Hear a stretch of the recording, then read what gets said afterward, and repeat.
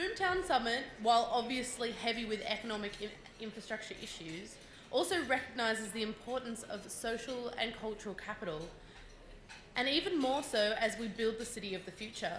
And this is why we're so happy that the members of the Sydney Symphony Orchestra came to perform for us tonight, and excited that they're going to be having their own growing Western Sydney ambition. You're also going to be blessed later on tonight to hear some homegrown Western Sydney talent from one of Bankstown's finest, Sarah Mansour, treats us with a bit of slam poetry. In the meantime, would everyone please join me again in thanking the Sydney Symphony Orchestra.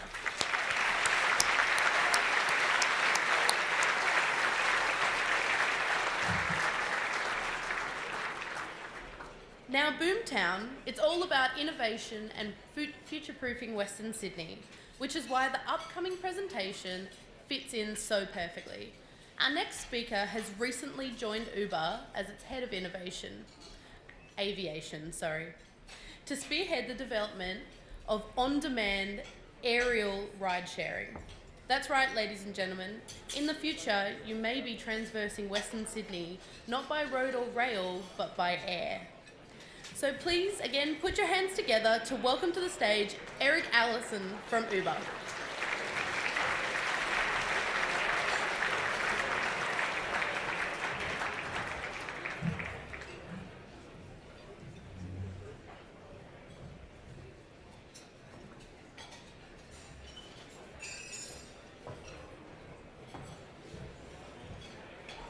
So thank you very much. It's a real thrill to be here tonight talking to all of you about Uber's work on innovation and transportation, specifically our work on what we call aerial ride sharing.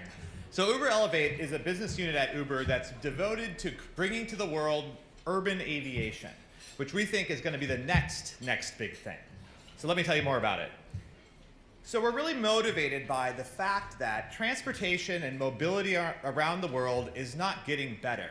In many parts of the world, congestion is already choking, and the UN estimates by 2050, we're going to see an additional 2.5 billion people in urban areas around the world, which is almost unimaginable.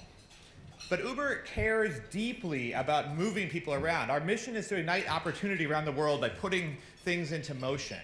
And so, in order to do that, we have to be able to move.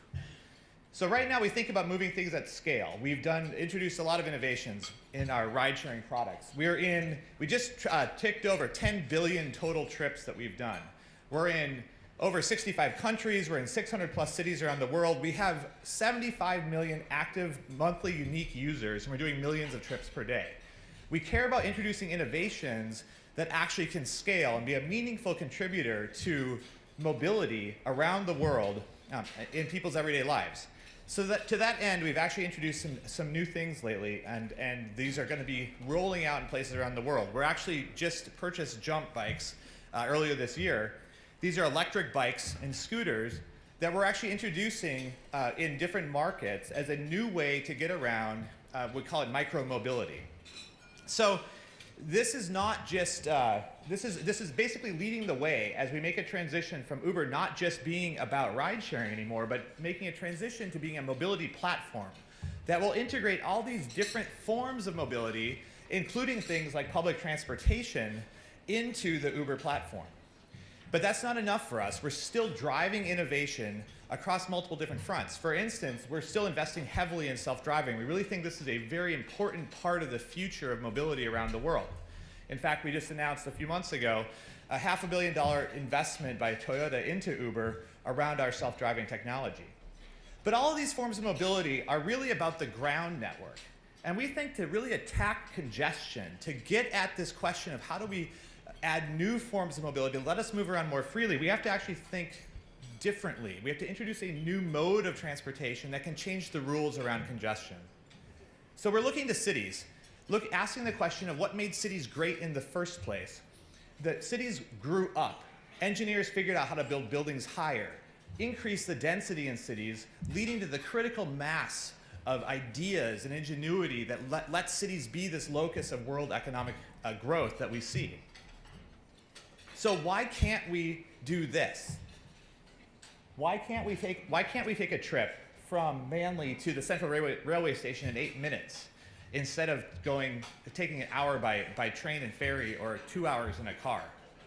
And we think that this is possible, but we're asking ourselves, why can't we do it right now? And the answer is because the only machines that are available to do this are helicopters. And helicopters have some very fundamental constraints that are difficult to overcome. They're fundamentally expensive, and they're fundamentally noisy. And when you bring expensive things together with noisy things, it's not a good equation to be able to scale this out and be a meaningful contributor to mobility around the world. We actually have seen this firsthand. We've done a lot of promos in different markets, including just a couple days ago at the Melbourne Cup, where we actually have operated helicopters in conjunction with partners. And we see that the costs are just fundamentally high. So we think that technology has to be brought to bear to solve this problem, and that's why we're doing Uber Elevate. So fundamentally, we see two important pieces of technology that are critical to making this a reality, this type of mobility that so many people would like to see. So we see the platform for mobility that Uber itself is building, the ability to weave together in a true multimodal journey different types of mobility. And then we also look to the advances in vehicle technology that we see in electric cars. And if you take the same kind of powertrain technologies from Teslas or from other forms of electric cars, the computing power in drones, you bring that together and you can make a whole new class of aircraft that actually can do the same mission as a helicopter, take off and land vertically, but can do it at a much lower operating cost and actually do it much more quietly than anything else out there.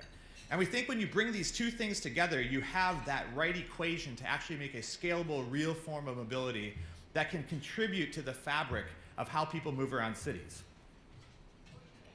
So we're investing in this at Uber. So what we're investing in right now is our ability to model these types of aerial networks and understand how to build them and bring them to life. So this is an example of Los Angeles. This is a year's worth of origin destination transportation data broken up into little 1 kilometer by 1 kilometer squares, representing 46 million trips per day over the course of a year in hour-by-hour increments, flattened into a heat map of demand. This shows the total demand for transportation in the Los Angeles area. So we can take data like this, and from it we can derive a way to build out a network of skyports that we can actually operate in an optimal way, this type of aerial ride sharing from point to point to point, and then weave it together with our ground network, which can basically source unlimited demand for this type of service. And we're building out models to actually be able to test this. We're doing thousands of surveys and building probabilistic models to understand how people would actually choose to use this type of service and at what price points they would do it in. But one thing we're not doing is we're not actually building the vehicles. We've decided to take a fundamental partnership approach in bringing this type of a network to life. So we've partnered with 5 companies, including big aerospace companies like Embraer, Bell, which makes many of the helicopters around the world, Boeing through one of their subsidiaries, and 2 smaller companies, Pipistrel, a Slovenian aviation company, as well as Carum, a startup in Southern California. And what we're doing is we're taking that data insight that we have and we're deriving the right kind of mission that actually is scalable and that it can be a real business that makes money. And that's the specification that we've worked with these vehicle partners to actually build vehicles to bring to life. And they're all working on them. They're building the prototypes right now. They're not quite ready yet, but they're going to be ready pretty soon.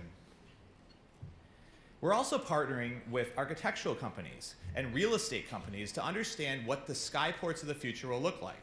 We're not going to start with a skyport like this, but this is a skyport that can actually handle 1,000 landings per hour, designed by a real architectural firm that's been working with us with real constraints on how you could operate these vehicles, to ask the question, can we make this type of a system work as a real mass mobility solution in the future? And we're pretty sure the answer is yes. That's why we're doing it. So what's the timeline look like? So we're actually going to start doing demonstrations in conjunction with our vehicle partners in 2020. In fact, some of our vehicle partners might even start flying their vehicles sooner than this. And then we believe it's feasible, it's ambitious but feasible to actually start commercial service with this type of product in 2023. Obviously, this is predicated on certification of the vehicles, so there's a bit of uncertainty associated with that because we're working with regulators.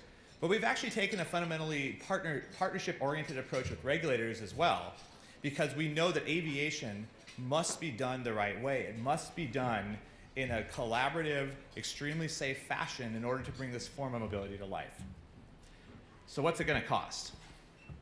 So we think we can launch this service based on the economic modeling that we're doing at Uber Black pricing on a per seat mile basis. So we actually think of this as a shared product from the very beginning. So we're going to be designing and working with our partners to build airplanes that are designed to be ride share first. The first type of vehicle really that people have designed from the ground up to be all about this shared future that we envision that we're working toward across all of Uber. We believe that as we gain operational confidence and experience within a year or two, so 1 to 2 years after launch of this service, we can actually achieve UberX-like pricing on a per seat mile basis again for these types of vehicles. And then our vision is that in the longer term, as we bring to bear mass manufacturing techniques, and as we transition toward a self-piloted or autonomous future, we can actually approach the marginal cost of car ownership on a seat mile basis. So it'd be more economically rational at that point to take an Uber Air every day to where you're going than to own your own car. That's the vision we're pursuing for this. So we're going to launch this service in 2 cities in the US. We've announced Dallas and Los Angeles as the markets that we're going to first bring this type of service to life in. And so we're working with these cities as well as partners to be able to create this type of an experience for our riders. But we're also going to launch it in a 3rd city outside of the US. And so we announced back in August in an expo that we did in Tokyo that we've selected 5 countries that we're doing due diligence, deeper dives, understanding the regulatory constraints in these countries to pick that 3rd city that we're going to launch Uber Air in. So at the top of the list, literally, in this picture, is Australia. And that's actually why myself and my team are here this week talking with regulators, policymakers around the different regions about what it would take to launch Uber Air in a city in Australia as part of our initial launch right out of the gate. And we've been incredibly excited and encouraged by what we've been hearing so far. One of the reasons that we're so excited about Australia is the history of forward thinking, a population that cares about being early adopters and really engaging in new technology from the very beginning. And it also is a great, it's one of our best places in terms of our core business. And we really see this synergy between the ground network, the rider business that we've been building, and the air network that we're building with Uber Air as a critical component for success for this type of a fundamentally multimodal shared experience that we're building with Uber Air. So that's one of the reasons we're so excited about Australia.